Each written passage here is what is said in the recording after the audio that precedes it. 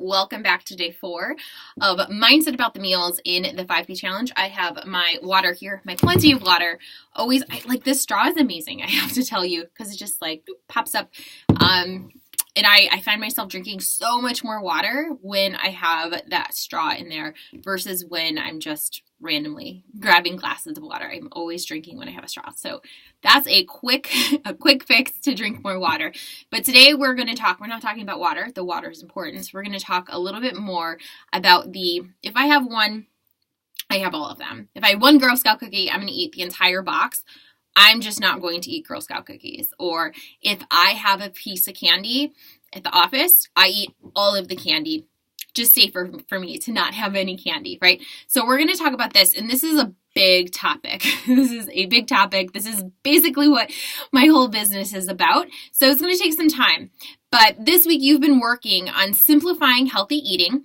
You've been learning how to eat moderately so that you feel like a normal person. You can function in society. You can go to your parents' house. You can be home. You can enjoy weekends. You can be a normal person and avoid binges and avoid feeling gross, feeling physically gross from food and mentally and emotionally feeling, disgusted with yourself. We don't want that. That's not a good feeling to have. So we're moving away from that pain and towards having an enjoyable life, a life where you're not stressed out about food. Honestly, just a life where you're like, great, like I'm actually enjoying my life. I actually have a good relationship with food and with my body.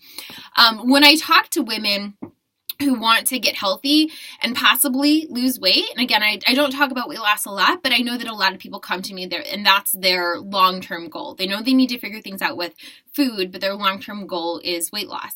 And they're usually on board with the plants and protein part of imperfect eating. They focused on those with basically any diet they've ever done in the past. They focused on eating vegetables and eating protein. That's the basics of any diet out there, but then they get really scared about the little bit of processed fun food. They're like, oh, you don't understand, Jacqueline. I'm supposed to be eating healthy. I'm doing this new thing for myself. You don't understand. If I let myself have some of that stuff, I eat it all. I eat all of it. I just don't want to even go down that rabbit hole. And I get it. I agree. When we've been doing something for a long time and we're in that all or nothing, that diet or binge mentality, that's all we know. We know if I let myself have a Girl Scout cookie, I'm going to eat the entire box. If I let myself have some chips, well, now I'm stopping for pizza and I'm getting tacos and it's just better for me to not have chips. Even though I like chips, it's just better for me to not have them. And I get it. I get that. It's really, black and white thinking is great. Like all or nothing thinking is great. That was the appeal of Whole30 for me. I was doing 21 Day Fix and finding myself binging, but finding myself missing a container, not like missing a day of tracking food and like, oh shoot, like I keep messing this up.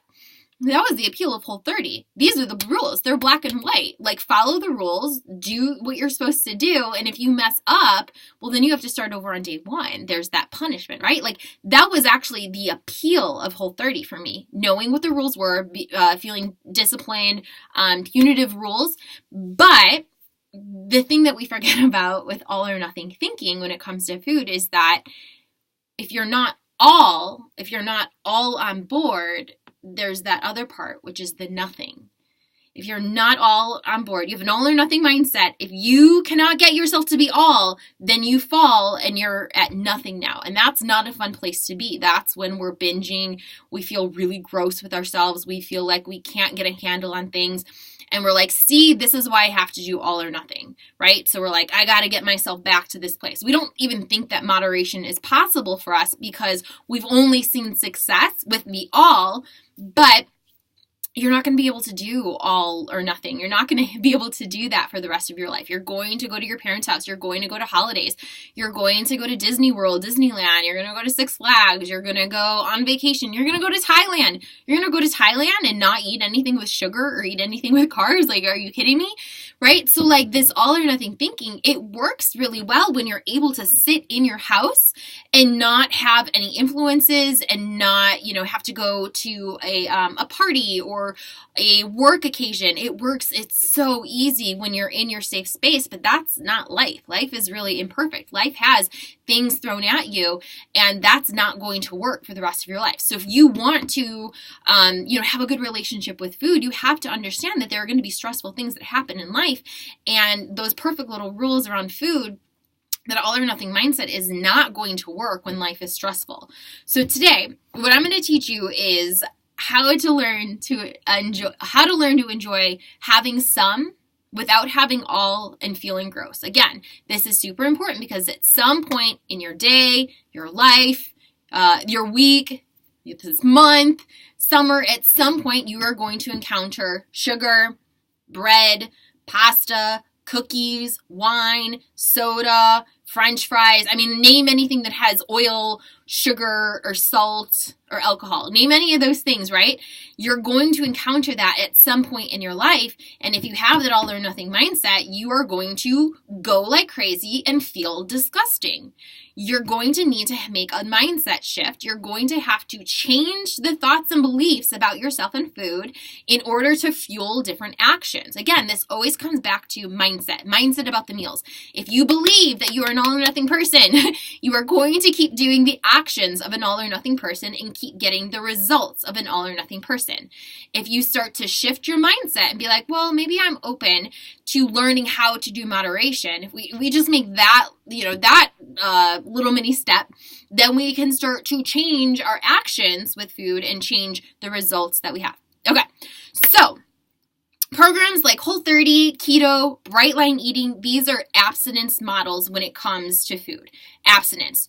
Don't eat sugar, don't eat dairy, don't eat carbs, don't have, white flour, don't have cookies, don't have pizza. These are abstinence programs. They preach abstinence. Do it this way. It's my way or the highway, right? Do it this way or you're going to fall apart. And that's why we like them, because we're like, yeah, you're right. I'm so afraid of it. I can't have any of this stuff. That's why we like them. But that hasn't worked. Imperfect eating is not an abstinence model. It is a harm reduction program. It is harm reduction. Okay. So we know that sugar and candy is not the best for our body. We know that potato chips is not the best for our body. It doesn't take a master's degree in nutrition to know that these are not the best foods for our body, right? We know how we feel if this is all we eat all day long, or if this is all we eat. We feel gross, we don't feel energized, we feel sluggish, we feel bad about ourselves. I know that times that it's cyclical too. Times I have been depressed, I was only eating junk food, and only eating junk food made me more depressed. It was really cyclical. But I got off base there. But, right. So we know that having just processed food doesn't make us feel good. But it doesn't mean that we can never have those foods. Harm reduction. So my goal with imperfect eating is to help you avoid binges and learn to eat moderately. Learn to be around these types of foods and it not be a trigger. I want to help reduce harm. Harm reduction, I'm going to give you some non-food examples because you already do harm reduction in your life. You already, there are some things that you are not abstinent with, but there's some things that you use or consume that aren't the greatest thing for your life or for your body. One example is driving a car. Driving a car is very dangerous. It's more dangerous than flying an airplane, but you shouldn't fly an airplane because you're not a pilot, but driving a car. So it's very dangerous. One way that we reduce harm when we're driving a car is we wear a seatbelt. We're not sitting in our house like, oh my gosh, I can't go drive a car. We're like, cool, I am going to reduce harm. I will put my seatbelt on. I have my airbag. I'm, paying attention to what's happening on the roads. I'm using my turn signal. I'm not texting on my phone. Those are ways that we reduce harm when we're driving a car. Using a flat iron is very bad for your hair. It dries it out. It's not good. Using a flat iron is not good for your hair. What do we do to reduce harm? We use a heat protection. Right? So there's some other things that we do in our life that it's not the best for us, but we kind of okay, cool. I want to have straight hair. Let me put a heat protectant on. Okay, cool. I don't want to just sit in my house and be a hermit. I am going to put my seatbelt on and not text while I drive. So when it comes to processed food, here's how we are going to reduce harm. Number one, I mean, it's the 5 P's. Make sure that we're eating plants, protein, and drinking plenty of water. Without doing that, it is really hard to be around sugar, these high calorie foods. It's really hard to be around them and not consume all of them. Like we talked about before, your body is searching for calories.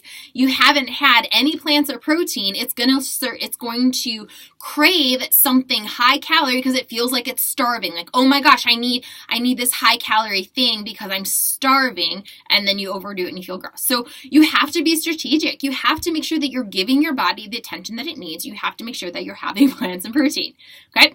So that's the first thing. Make sure that you're doing the thing for yourself that your body needs. Number 2, delaying gratification. So I work at a co-working office, and there's food here all the time. There are there's a bowl with candy. We also have snacks. This is actually one of the reasons I joined this co-working spot, because they have snacks. So the money I pay to work at this office pays for my snacks, and it pays for some coffee, right? I'm not consuming this all day long. I'm not coming here and be like, I gotta get my money's worth. I'm gonna drink 8 cups of coffee and I'm gonna eat 10 bags of potato chips. Why? Because that feels gross. Mindlessly consuming potato chips all day long makes my body feel gross. It doesn't matter that I'm trying to get my money's worth. It makes me feel gross. I'm not doing it all day long. I'm here to work. I'm not here to eat all day long. So one of the things that I utilize is delaying gratification. Another example of how we delay gratification, when I first wake up in the morning, I walk past my television constantly, and it's like, man, I could sit down to watch another episode of Mrs. Maisel, but actually I'm going to delay gratification, and I'm going to watch that episode in the evening. I'm not doing it right now. Same thing as this. I don't come into the office and I'm like, cool, let me eat all of this sugar right now. No, I'm going to delay gratification. When I eat my lunch, I have some sort of processed thing with my lunch that makes it more enjoyable. And then also I delay gratification until the end of the evening. I always have a dessert after dinner, which is like a big no-no at Whole30, having desserts or having anything sweet after a meal. I really enjoy having dessert at the end of the night. By having dessert at the end of the night, delaying gratification until the end of the night, I actually end up avoiding binges because it's like this nutritional relief. It's like, I'm not just going to eat perfectly all day long. I'm going to give myself something that's a little bit fun, adds a little bit of joy in my life.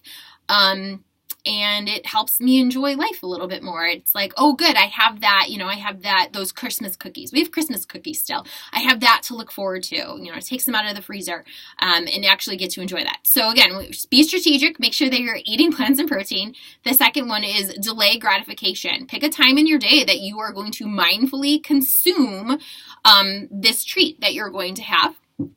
When I was finishing up Whole30, I was really afraid of sweets. I was really afraid of pizza because, again, that all or nothing mindset. After I finished Whole30, I ate half of an extra large pizza, cookies, kettle corn, and then we were eating this chocolate cake, and I remember eating it and being like, this is gross. Why are you still eating it? This is gross.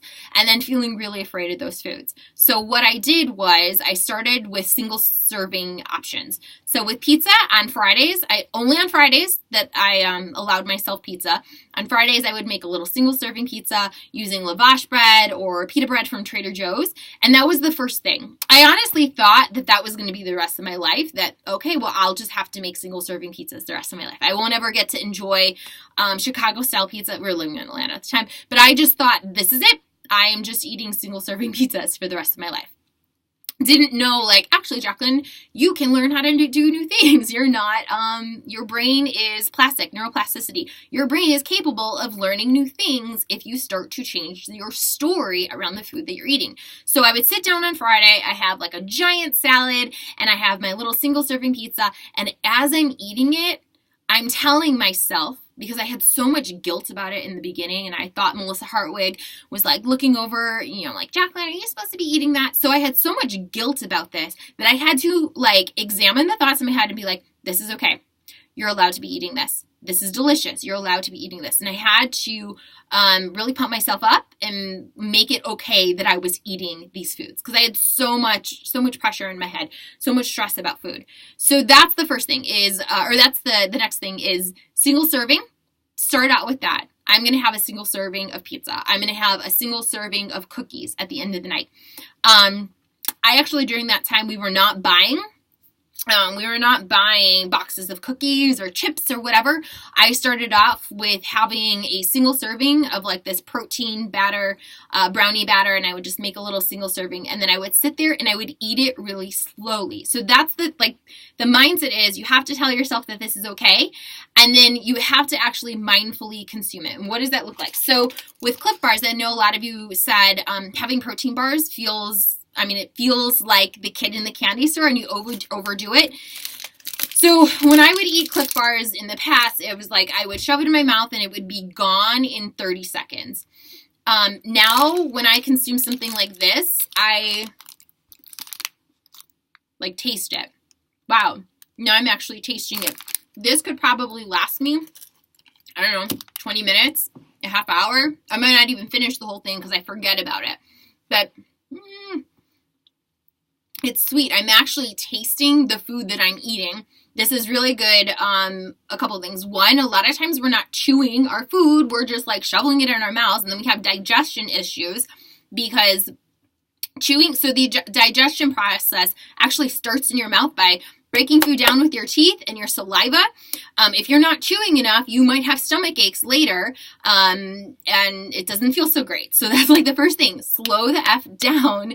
Eat your food. Chew your food. This is why vegetables are so great, because you have to chew vegetables in order to eat them. Chew your food. Mindfully eat them. So, and then so we want to examine our self-talk. So we've kind of talked about that. What would my future ideal self do? If we're saying something like, oh my gosh, it's sugar. Oh, I'm so excited. Like, I'm going to eat all of this sugar. We kind of have to slow ourselves down and be like, okay, cool. Actually, that's what my old self did. And I don't really do that anymore because that's not in alignment with what I want. If I'm going to eat this, how can I eat this in a way where I enjoy it during and after? Usually what happens, we know ourselves. If this is all we're eating all day long, if that's all we're eating, we know after we're going to feel like shit. You know after you are going to feel like shit if this is all you eat all day. So we have to slow ourselves down and say, how can I eat this in a way that feels good during and after?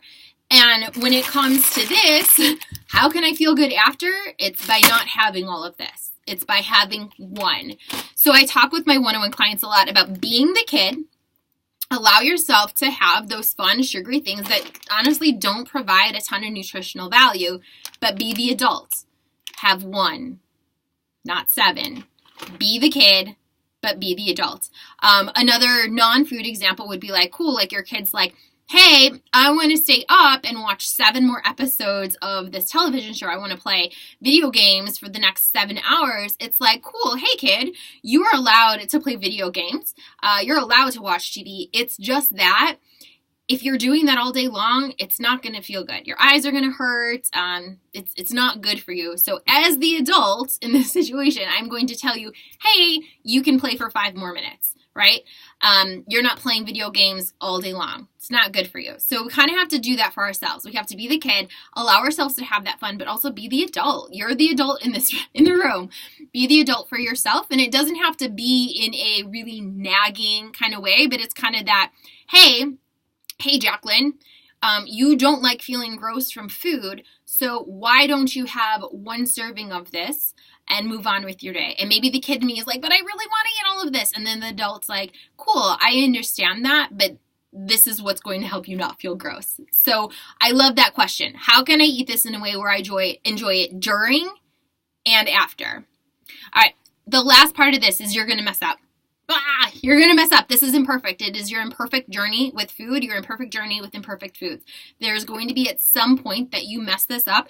Don't think that, okay, cool, I watched, this 15-minute video. Now I know how to do all of this. This is going to take practice. You've been doing things a certain way for the past 5, 10, 15, 20, 30 years. It is going to take practice. You don't learn a language in a 10-minute video. You don't learn how to play guitar or learn how to play soccer in, 1 lesson. It is going to take time. But really examining those thoughts in your head, and starting to create evidence that you can be a person who has some without having all. Start to create evidence. And my suggestion, I tell my one-on-one clients all the time, we really work on documenting, so writing in a journal. So it's not like a Dear Diary, but it's like, cool, am I a person that can have some, not all? And then start listing examples. Start writing that stuff down that like, hey, actually I did have some without having all. Maybe things are starting to shift for me. So that when you do mess up, you're like, okay, cool, I messed up, but look, I have all of this evidence that I'm slowly becoming a different person. I'm slowly changing my mindset. And you can always fall back on that. You can always be like, okay, cool, I messed up, but I have this evidence. So again, this is a workshop model. In order to get value from this, you have to practice these things. So what I would love for you to do is some point during your day, have a single serving portion of some sort of treat. And also be mindful of that delaying gratification. You don't have to eat sugar all day long. You're going to feel gross. This is what a lot of people tell me with intuitive eating. Intuitive eating gave them permission to eat sugar, and now they feel gross because they're eating sugar all day long. Let's be intentional about this. So delaying gratification, finding the point in your day where you do want to have some sugar or some chips or whatever, giving yourself that single serving, and then go do something else and start to see like, okay, cool, I'm safe. I'm good. I feel satisfied from that. So comment below your thoughts on today's video. Tell me when in your day it feels good to have some sort of nutritional relief. And then remember, this is a big one. This is what imperfect eating is about. Learning to have some sugar without having all the sugar. Learning to have some pizza without having all the pizza. Learning how to have some chips without eating the entire bag of chips and feeling gross. So it's not going to get solved in just this video. This takes a shit ton of practice. So that's what we're going to be doing in Imperfect Eating Bootcamp. This is a 3-week program. It's different than last fall. We're going to be focusing a lot on mindset. The group calls, I'm really excited about this. There will be slots. So you'll sign up for a slot. So you'll know exactly, cool, here are my 10 minutes of coaching. I'm going to sign up for my slot. And I know that I'm going to get the coaching that I need during these 3 weeks. More details on that tomorrow. Again, that starts February 10th. So I'll have more details for that later this week. All right, guys, have a good rest of your day. Take care.